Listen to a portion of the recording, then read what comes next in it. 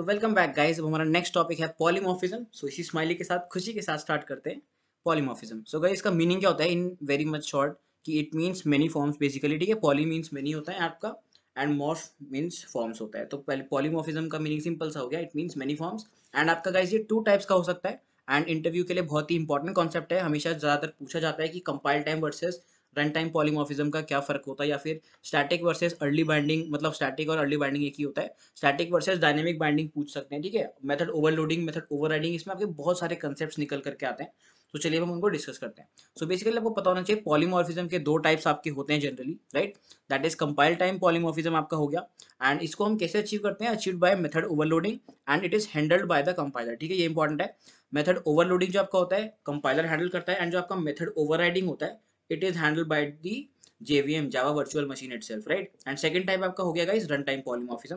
सो चलिए इसको मैं बोल्ड कर देता हूँ। सो एक आपका हो गया कंपाइल टाइम, एक आपका हो गया रन टाइम पॉलीमॉर्फिज्म। ठीक है, कंपाइल टाइम को आप लोग कैसे अचीव कर रहे होते हैं? मेथड ओवरलोडिंग के थ्रू। और रन टाइम को हम अचीव कर रहे होते हैं with the help of method overriding. इसके हम गाइस बहुत सारे एग्जांपल्स अभी देख रहे होंगे, right. So now let's move. अगर आप स्पेसिफिकली कंपाइल टाइम पॉलीमॉर्फिज्म को डिफाइन करते हैं तो आप बोल सकते हैं इसको हम स्टैटिक पॉलीमॉर्फिज्म भी बोलते हैं। And this type of polymorphism is achieved with the help of method overloading in Java. These are the two most important points. Method overloading की जब हम बात कर रहे होते हैं गाइस, वैसे सबको आपको पता ही होगा, but still let's see. when there are multiple functions with the same name, नाम सेम होना चाहिए बट आपके पैरामीटर्स डिफरेंट होने चाहिए, right, different parameters, then these functions are called to be overloaded functions. Now functions can be overloaded by change in the number of arguments, या फिर आप change in the type of the arguments भी कर सकते हैं, right. तो ये तो बड़ी बेसिक चीज़ है। अब चलिए एक एग्जांपल देख लेते हैं, example zero. So guys let me zoom in a little bit. So this is our example number zero. ठीक है, मेथड ओवरलोडिंग का कंसेप्ट हम लोग देख रहे हैं, जहाँ पे हमारा कंपाइल टाइम पॉलीमॉर्फिज्म का कंसेप्ट आ रहा है बेसिकली, राइट। आप देख सकते हो गाइस आपकी एक मैथ्स क्लास है, इसमें आपके दो मेथड्स हैं मल्टीप्लाई नाम से। तो we are having the same name, right, and but there is a difference in parameters. यहाँ पे आपके दो इंटीजर्स यूज हैं, यहाँ पे आपके दो मतलब डबल यूज हो रहे हैं। सो this is nothing but method overloading. Simple सा कॉन्सेप्ट है यार, ठीक है। आपने मेन बनाया, मेन में आप लोग ये क्लासेस को कॉल कर रहे हो। अब देखो class name dot method name हम कर रहे हैं, तो इसलिए it is perfectly valid. Output आपका आएगा, कोई कंपाइलेशन एरर नहीं आएगी, क्योंकि ये आपके स्टैटिक मेथड्स हैं, तो we can access it with the help of class name. So class name dot method name, और इसमें हम वैल्यूज भेज रहे हैं 2 और 4। तो इस तरीके से आपका ये रिटर्न करेगा a into b that is 8, and ये रिटर्न करेगा a into b that is 5.5 into 6.3। Output आपका आ गया गाइस 8 और 34.65। सो सिंपल सा एग्जाम्पल था। अगर आप चाहें तो और भी मेथड यहाँ पे ओवरलोड कर सकते हैं, राइट। देखिए अगर मैं यहाँ पे बनाता हूँ एक और method, void return type suppose में रखता हूँ, और नाम मेरा रहेगा मल्टीप्लाई ही, right. Then I can do is, मेरे देखो डबल तो ऊपर हमने यूज कर रखे, करेक्ट। डबल ए अगर मैं डबल भी यहाँ पे करता हूँ तो यहाँ पे हमारा एरर देगा, राइट। इवन दो गाइज यहाँ पे देखो मेरा रिटर्न टाइप इसका अलग है डबल, इसका रिटर्न टाइप है वॉइड। तो रिटर्न टाइप से फर्क नहीं पड़ता है, इंपॉर्टेंट कॉन्सेप्ट है, ध्यान रखिएगा। क्योंकि यहाँ पे हमारे दो आर्ग्यूमेंट्स है डबल डबल, यहाँ पे अगर मैं दोबारा यूज कर रहा हूँ तो यहाँ पे गड़बड़ हो रही है, करेक्ट। अब अगर मैं इसको एक को इंटीजर कर देता हूँ तो आप देख सकते हो एरर हट जाएगा। Oh okay, it is saying missing method body or declaration. Okay sorry, मैंने यहाँ पे स्टैटिक मेथड की तरह, मतलब एब्स्ट्रैक्ट मेथड की तरह इसको डिफाइन कर दिया था। एक्चुअली हमें इसको बॉडी प्रोवाइड करनी पड़ेगी। And this is the scenario. Now it is saying variable A is already defined. Okay, मैंने दोनों जगह ये ले लिया। सो दिस इज द सिनेरियो। आप इस तरीके से ओवरलोड कर सकते हैं फंक्शंस को, करेक्ट।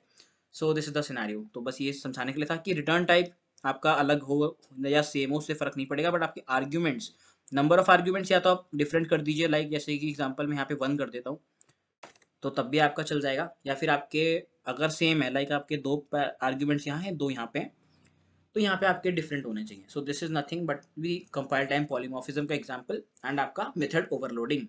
अब अगर हम रन टाइम पॉलीमॉर्फिज्म की बात कर रहे होते हैं, देखो हम इसको बेसिकली कंपाइल टाइम पॉलीमॉर्फिज्म क्यों बोल रहे हैं। फॉर एन एग्जांपल, ये जो आपके मेथड्स हैं ये गाइज आपके कंपाइल टाइम पे ही चेक हो रहे हैं बाय द कंपाइलर की ये सही है कि नहीं। आप देख सकते हो, अगर मैं यहाँ पे डबल दे देता हूँ फिर से, राइट, डबल एम, तो आप देख सकते हो, ओके डबल की स्पेलिंग गलत हो गई है। सो आप देख सकते हैं गाइस यहाँ पे एरर आ रहा है। So this error is coming at the compilation time itself. Compiler ही हमारा प्रॉब्लम बता रहा है कि this is already defined in this particular class. ठीक है, तो ये इसलिए हमारा कंपाइल टाइम पॉलीमॉर्फिज्म है। रन टाइम पे चीज़ें नहीं है हमारी, मतलब पता चल रही है, कंपाइलर ही कंपाइल टाइम पे बता दे रहा है कि दिस इज पॉसिबल और नॉट। ठीक है, तो ये आपका कंपाइल टाइम पॉलीमॉर्फिज्म, इसको हम इसीलिए बोलते हैं। सो चलिए इसको हटाते हैं और आगे बढ़ते हैं। रन टाइम पॉलीमॉर्फिज्म में गाइस क्या होता है, it is also called dynamic method dispatch. ठीक है, ये एक इंपॉर्टेंट कंसेप्ट है, इसका मतलब नेम है, आपको पता होना चाहिए बस, simple. It is a process in which function call to the overridden method is defined at, is resolve at run time. तो गाइस इसके हम वैसे एग्जांपल्स इनहेरिटेंस वगैरह में भी देख चुके हैं, काफ़ी सारे एग्जांपल्स हम लोग इसके उसमें भी देख रहे होंगे, राइट? सो आपकी जो कॉल होती है वो हम कंपाइल मतलब रन टाइम पे हमारी डिसाइड होती है, ठीक है? हमने जैसे पहले भी अभी एग्जांपल्स देखे अपने पढ़ाई करते हुए, राइट?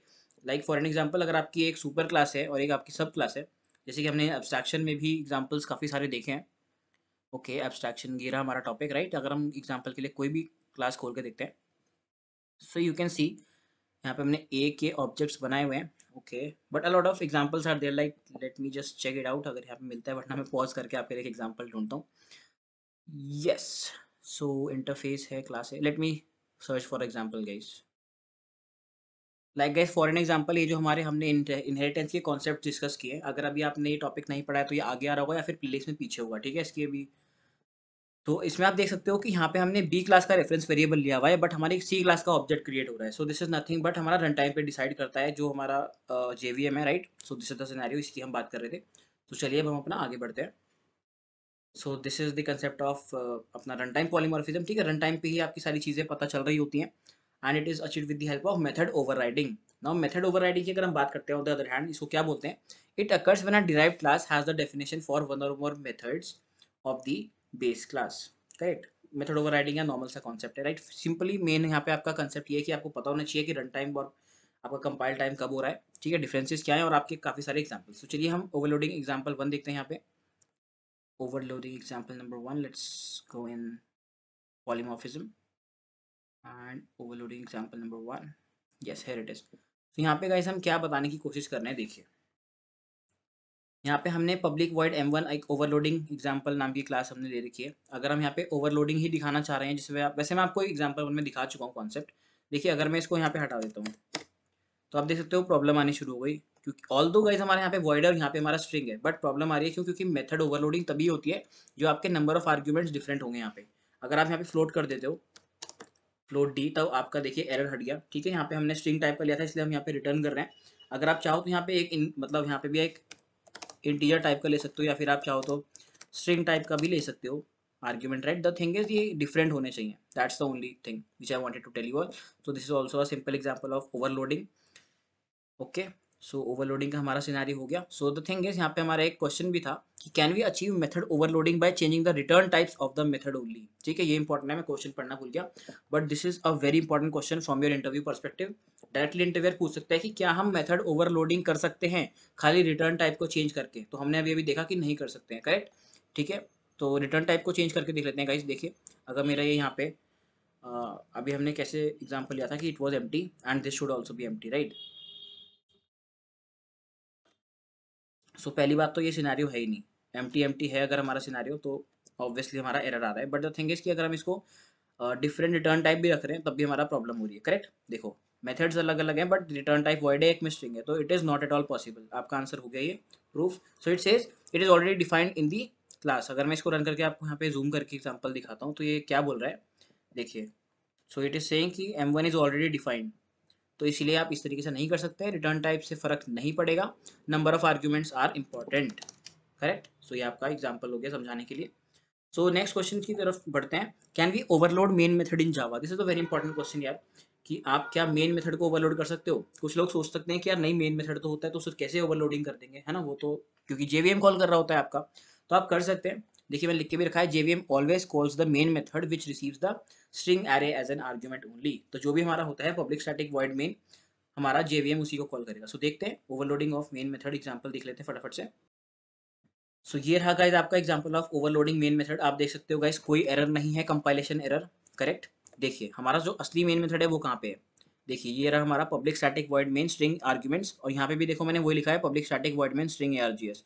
तो लोग कई लोग मतलब इसको जल्दीबाजी में कंपाइलेशन एरर टिक करके आगे बढ़ जाते हैं अपने क्वेश्चंस में, और आपके इंटरव्यू में भी मेरे से पूछा गया था, बहुत लोगों से पूछा जाता है। जी आप बिल्कुल कर सकते हैं, एग्जाम्पल आप दिखा सकते हैं करके, राइट? अगर आप कोडिंग टेस्ट दे रहे हैं, स्क्रीन शेयरिंग करके कर रहे हैं, तो आप एग्जाम्पल दिखा सकते हैं इस टाइप का भी।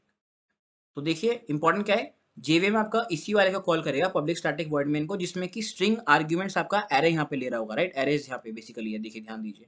अब मैंने यहाँ स्ट्रिंग आरजीएस लिखा है तो कोई दिक्कत नहीं है, तो सिंपली हमारा ये वाला कॉल हो जाएगा। एंड अगर हम देखिए इंट मेन भी मैं बना सकता हूँ, राइट? क्योंकि ओवरलोडिंग का मीनिंग क्या होता है, आपका नंबर ऑफ आर्ग्यूमेंट्स अलग अलग होने चाहिए, करेक्ट? रिटर्न टाइप से कोई फर्क नहीं पड़ता है, तो ये चाहे वॉइड हो चाहे इंट हो चाहे स्ट्रिंग हो, दैट डज नॉट मैटर। यहाँ पे देखो हमारा स्ट्रिंग है, यहाँ हमने एरे ऑफ स्ट्रिंग लिया है, यहाँ पे हमने स्ट्रिंग एरे के साथ में इंटीजर भी ले लिया, और यहाँ पे स्ट्रिंग और फ्लोट लिया है।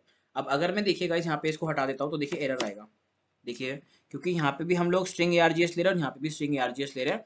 रिटर्न टाइप से कोई मतलब नहीं है क्या रिटर्न टाइप है हमारा, देख सकते हो इट इज ऑलरेडी डिफाइंड का हमारा एरर आ रहा है इसमें भी। अगर मैं इसको रन करता हूँ और इसको जूम करता हूँ आप लोगों के लिए, रन में इसको इसलिए करता हूँ यार आपको यहाँ पे मैं एरर अच्छे से जूम करके दिखा पाता हूँ, करेक्ट। सो देखिए इट इज ऑलरेडी डिफाइंड, इसीलिए हमारा प्रॉब्लम आ रहा है। सो इसीलिए यहाँ पे हमारे आर्ग्यूमेंट्स जो है डिफरेंट होने बहुत ज़्यादा जरूरी हैं, ठीक है। तो इस तरीके से आप ओवरलोड कर सकते हो। बाकी मेन मेथड बना करके आप इसमें चाहे तो कोई भी स्टेटमेंट चला सकते हो, बट मैंने आपको बस एग्जांपल दिखा दिया कि yes main method can be overloaded, that is very much possible. Next question guys, what will be the output. देखिए इस आउटपुट की समझने के लिए बहुत मतलब ये बहुत इंटरेस्टिंग क्वेश्चन है। Let's directly go two example number 1, फिर हम इसको बाद में डिस्कस करते हैं कि इसमें क्या चीज़ है इंपॉर्टेंट। सो देखिए मैं इसको जूम करता हूँ, correct. So this is the example of overloading again. So देखिए गाइस यहाँ पे हमने M1 M1 लिया है, एक में इंटीजर है एक में स्ट्रिंग है, एंड हमने यहाँ पे अपना मेन मेथड बनाया, सिंपली हमने एग्जाम्पल क्लास का एक रेफरेंस वेरिएबल बना के उसका ऑब्जेक्ट क्रिएट कर दिया। नाउ गाइस देखिए हमने यहाँ पे कॉल किया ob.m1 कैरेक्टर, यहाँ पे हम भेज रहे हैं। सो कुछ लोग तो अगर आपको मल्टीपल चॉइस क्वेश्चंस में इस प्रकार से आता है, देखिए मैंने यहाँ पे लिखा हुआ है, तो अगर इसके मैं 4 ऑप्शंस आपको दे दूँ कि इसका आउटपुट क्या आने वाला है, आउटपुट में सपोज इंटीजर एग्जाम्पल आएगा या फिर स्ट्रिंग एग्जाम्पल आएगा या फिर कंपाइलेशन एरर आ जाएगा, क्योंकि यहाँ पे तो हम लोग ऊपर क्या मांग रहे हैं, इंटीजर मांग रहे हैं और स्ट्रिंग मांग रहे हैं, बट यहाँ हम कैरेक्टर भेज रहे हैं, तो जनरली क्या कंपाइलेशन एरर इसका आना चाहिए answer, correct. But compilation error नहीं आएगा, आप देख सकते हो कोई कंपाइलेशन एरर नहीं आ रहा है। तो आप सोच सकते हो कि क्या पता रन टाइम एरर आ जाए, रन टाइम एरर भी नहीं आएगा। सो गाइस आपका आउटपुट यहाँ पर आ रहा होगा इंटीजर एग्जाम्पल। सो मैं इसको रन करके आप लोगों को दिखाता हूँ, late me just run this and so देख सकते हो गाइस आंसर आपका आ रहा है इंटीजर एग्जाम्पल। आप सोच सकते हो कि यार ये कैसे आ गया, है ना। यहाँ पे तो देखिए गाइस हमने कैरेक्टर दिया है ना, सिंगल कोट्स में मतलब कैरेक्टर है, but it is executing this statement basically. How is it happening, it is happening because of one thing which is called, हमारा सिनेरियो क्या है, कन्वर्जन हो रहा है, कैरेक्टर जो है ऑटोमेटिकली कन्वर्ट हो रहा है इंटीजर में। अब कैसे हो रहा है क्यों हो रहा है इसका भी एक डायग्राम मैंने बना के रखा हुआ है। So let's see that directly, right. So error और नॉट, तो मैं यहाँ लिख देता हूँ नो एरर, ओके। आउटपुट भी मैं यहाँ पे चाहे ऐड कर देता हूँ आगे आप लोगों के लिए कमेंट्स में, output output is integer example, correct. ठीक है आपका ये आउटपुट आएगा। आप देखिएगा इस सीन क्या हो रहा है, मैं इसको थोड़ा सा जूम इन करता हूँ आप लोगों के लिए ताकि आप अच्छे से समझ पाएं। हमने दिया था कैरेक्टर। अब कैरेक्टर गाइस क्या होता है, जनरली हमारे जो ये कन्वर्जन्स में आपको दिखा रहा हूँ ये ऑटोमेटिकली होते हैं जावा में, right. This is nothing but type promotion hierarchy.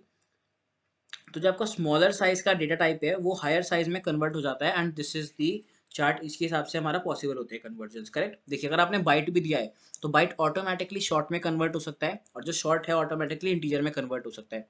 Similar way में कैरेक्टर आपका डायरेक्टली गाइस इंटीजर में कन्वर्ट हो सकता है, राइट।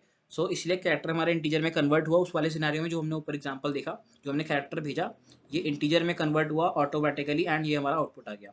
बट फिर देखिए अगर हमने यहाँ पे इंटीजर के बदले लॉन्ग दे रखा होता तो तब भी ये इंटीजर हमारा लॉन्ग में कन्वर्ट हो जाता, लॉन्ग फ्लोट में हो सकता है, फ्लोट डबल में, और डबल ऑब्जेक्ट क्लास में कन्वर्ट हो सकता है। So this is the hierarchy जो आपको याद रखनी है, ध्यान में रखनी है, इसके हिसाब से आपके आउटपुट्स डिफर कर जाएंगे, राइट। सो ये बहुत एक इंपॉर्टेंट एग्जाम्पल था, ये हमने देख लिया है। तो चलिए अब हम और भी एग्जाम्पल्स इसके देखते हैं।